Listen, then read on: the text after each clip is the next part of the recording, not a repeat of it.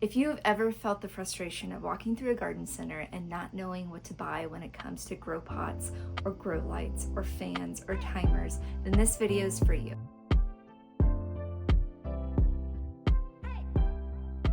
Hello garden friends, and welcome back to the laundry room, or as I like to call it this time of year, the nursery.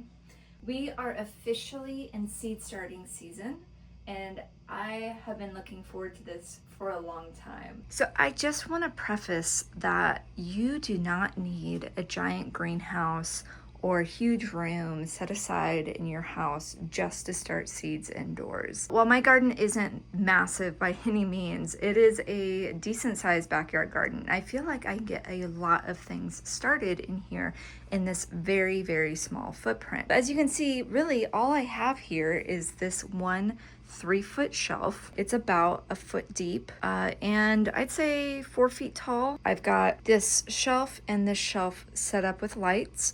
And then I do have some additional lights that I'll show you in a minute that I will sometimes grow taller things on the top. But as I said, you can grow a lot in a small space. Now, one of the reasons why I really love these metal shelves is they are incredibly easy to clean and wipe down. They are easy to build. This was purchased off Amazon. Like I said, this is a 3-foot by 1 foot. They do make larger shelves. I am contemplating on getting an additional shelf, possibly for this season, definitely for next. And you can get them taller. Now, I am in my basement right now in an unfinished laundry room here, so I actually don't have a lot of headspace above me. But again, you can get a lot grown in this small space. As you can see, this small tray here that has a number of onions and a few other early herbs have already been started. When it comes to the light, if you are growing indoors, you want to make sure that you are giving your seedlings plenty of light to grow with. These are just traditional LED shop lights. Again, these were purchased off Amazon. These are 3 foot long. I believe they came in a pack of 4 if I remember correctly. So I've got 1, 2 on each shelf here. And these are all hooked together and set up through a timer, which I will show you here in just a moment. The nice thing with these in particular, if I wanted to, I can manually adjust them based on the chain that they're hanging on. Or as you can see here in this example, I just have my tray propped up on kind of an empty tub. This tends to be just the fastest and easiest way for me to manage my seedlings with the light. We just want to make sure that any light we're providing our seedlings at this stage is close to the seedlings. This is going to help prevent them from getting too leggy. It's going to help them receive the proper nutrition. In fact, I should probably set these tiny seedlings. I've got some thyme, some oregano, some rosemary. These probably need to be on their own spot just so that I can get these at least a couple inches away. And then as they continue to grow in, we'd move that tray down. I did want to go ahead and show you guys what this type of light looks like. This I do use on my top shelf here since I don't have a space to hang any of these shop lights. These are grow lights. I purchased these again on Amazon, and this is actually where I kind of started. So actually, to be fair, I started with a windowsill several years ago in a very small tray of seeds, and then I upgraded to purchasing one of these. And essentially this can clip here on my shelf unit, and then I can bend these over. And these are great, especially when it comes to some of the taller things like my tomatoes and my peppers as they grow bigger and during the seed growing season. But these are very adjustable, and then I do plug these in to the outlet, and they come with their own timer settings, which is really nice too. Even if you only have a very small shelf at home, maybe you can't do a full grow light setup, you could purchase one of these and still do a tray of seedlings that you start indoors prior to the garden season.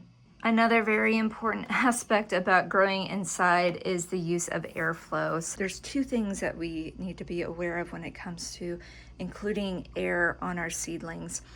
One, having kind of a constant airflow on them is going to help strengthen the seedlings. So if you think about it, when a seed is grown indoors, it's in a very, very controlled environment. But once we take these seeds outside, they're gonna be subject to all sorts of weather, winds, pests, you name it. And whenever we can put a fan on these, just very light, very breezy, it's gonna help strengthen these seedlings. It's gonna give them kind of a fighting chance for whenever they get transplanted into the garden. Another important reason why we wanna have a fan is to prevent what's called dampening off. And that is, I'll actually show you an example of what's happening, can happen when your soil gets a little bit too wet. See this kind of green algae? I don't know if it's being picked up very well. This is what's considered a dampening off. And what that can do is that can actually inhibit the growth of seedlings by kind of suffocating the seedling. In fact, this is supposed to be a tray of my rosemary. I only have one that came up, so I need to replant my rosemary. But you can tell that I was neglecting the airflow on this soil, and I was probably keeping the top too moist while I was waiting for germination. And so it is a fine balance while you are growing seeds indoors, but if you can provide some kind of fan and airflow on the top of the soil and on the seedlings as they grow in, you're gonna have a lot healthier and a lot more success when it comes to growing seeds indoors. Now, when it does come to starting your seeds in any kind of tray, whether or not you are purchasing something from Amazon or one of the other seed supply stores like Botanical Interest or Bootstrap Farmer, one thing I would recommend is making sure you have a good solid tray to set your seed trays in. So this is what's called a 1020 tray. These Botanical Interest 6 cells fit really well. Even these here that I'm repurposing fit really nicely into it. Why this is important is that we can bottom feed our seedlings. And what that means is that we can pour water into this tray and then the water can be wicked up into the soil.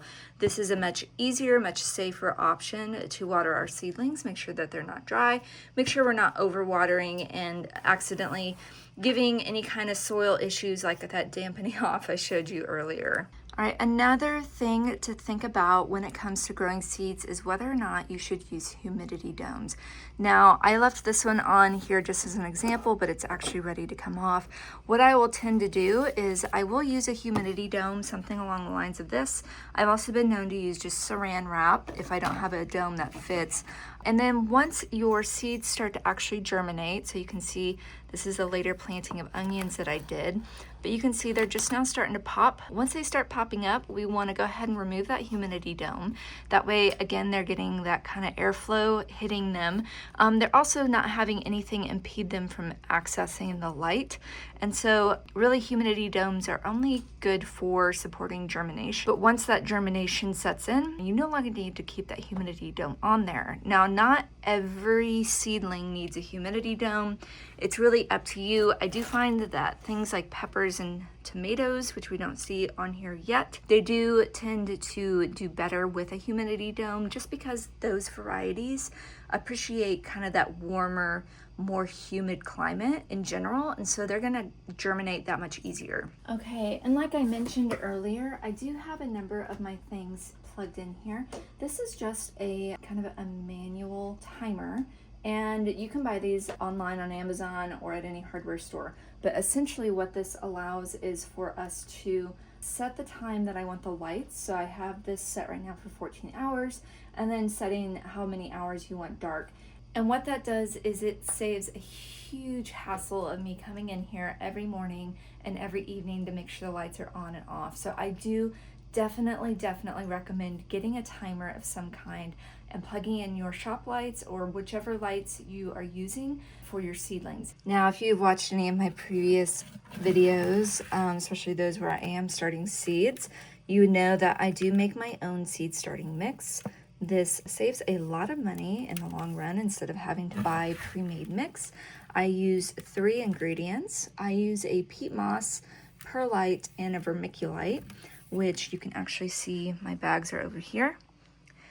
And I mix, there's a ratio of it. I'll get in more detail in another video, but just to show you that, look at that dog. But just to show you that you do not need to go spend a lot of money on seed starting mix for your seeds. You can actually make it at home relatively inexpensively, and it works really, really well.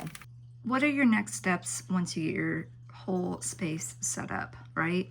You've purchased your seeds, you have your shelves, you have your lights, all of that.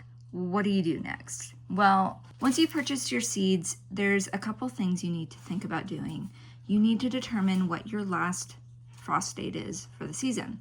That's going to be the day that potentially you will be seeing your last frost. Things are going to be warming up. That's generally the good rule of thumb for when you want to start your seeds indoors or transplant them. In the case of this tomato Black Beauty, you can see here under planting instructions, it says start indoors 6 to 10 weeks before last frost. So this is going to be for my information for when I want to go ahead and get this started. So again, taking into account my last frost date, counting back this amount of weeks, and then that's when I can go ahead and start this indoors. Now, what I would recommend doing for all gardeners, whether or not you are planting outside or starting seeds inside, is going ahead and listing out your different varieties, maybe in a spreadsheet. That's how I've done it in the past, and determining the dates for all of your seeds or seedlings. So even if you're purchasing from a garden center, but that will give you an idea for when you can transplant as well as for when you can start seeds. Okay, so what do you do if you don't have a small footprint to put a shelf with some grow lights and a fan? Can you even start seeds indoors? And the answer is absolutely yes. What are you doing, girl? You're not supposed to be in here. She's not supposed to be in here. What are you doing, silly? You just crawled right through that cat hole, didn't you? So the answer is absolutely yes. You can start seeds indoors even without a setup like this. What I would recommend doing is finding your sunniest window, probably south facing would be best, and you could start with a windowsill. I've been known to do that. It's worked perfectly fine in the past. There's a puppy in here again. The only thing you need to be worried about if you do utilize just a window for your lighting is you do want to make sure that your seedlings don't get leggy. What that means is that they're going to kind of grow and be kind of scraggly and a little top heavy. And what that will mean, she's at it again, guys. Oh, you're at it again. You're at it again. All right, come here. If your seeds do become leggy, there are a few things you can try to do. Again, putting a fan on them will give them that support to kind of strengthen their base. Rotating those seeds, making sure that the light is even and that's hitting them will also help a lot. If you have the ability to purchase some kind of grow light to put on them, that is going to be best. You can still start seeds if you only have a windowsill at your disposal.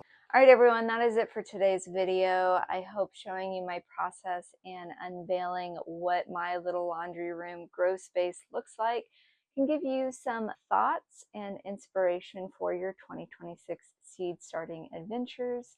I want to hear from you down below. Let me know, what is one vegetable that you are too intimidated to grow?